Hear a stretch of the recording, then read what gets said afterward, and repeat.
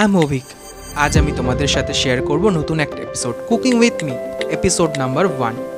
Hopefully তোমাদের এই এপিসোডগুলো ভালো লাগবে। মা এদিকে ময়দাটা মেখে রেখেছে, আজকে বানাবো চিকেন রোল। তার জন্য এখানে চিকেনগুলোকে একদম কুচি কুচি করে নিয়েছি, আর এদিকে পেঁয়াজ আর কাঁচা লঙ্কা ভালো করে কুচিয়ে নিয়েছি, তার সাথে নিয়েছি ক্যাপসিকাম। তোমরা চাইলে গাজরও অ্যাড করতে পারো, বাট আমি গাজরটা দিতে প্রেফার করি না।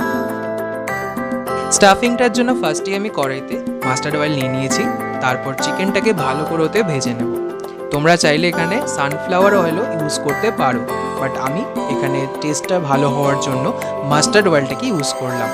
চিকেনটা একটু সেদ্ধ হয়ে গেলে দেখবে কালারটা চেঞ্জ হয়ে যাবে, একটু হোয়াইট কালার হয়ে যাবে। তারপর দিয়ে দেবো ওতে লঙ্কা গুঁড়ো, হলুদ গুঁড়ো, জিরে গুঁড়ো, আর তার সাথে দিয়ে দেবো একটু নুন আগেও দেওয়া ছিল, তাই পরিমাণ মতো নুনটা দিও, বেশি দিয়ে দিলে খারাপ লাগবে খেতে।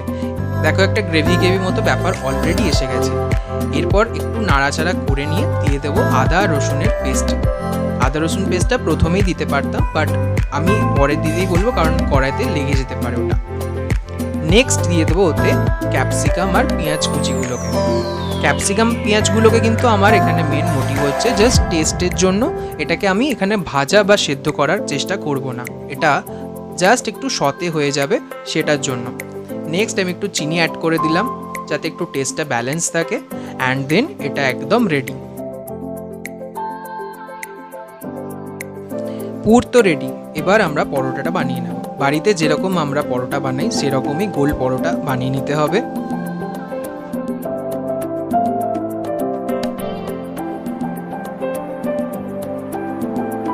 এবার রোলটাতে স্টাফিংগুলো সমস্ত কিছু দেবো। ফার্স্টেই দিয়ে দিচ্ছি এখানে টমেটো সস।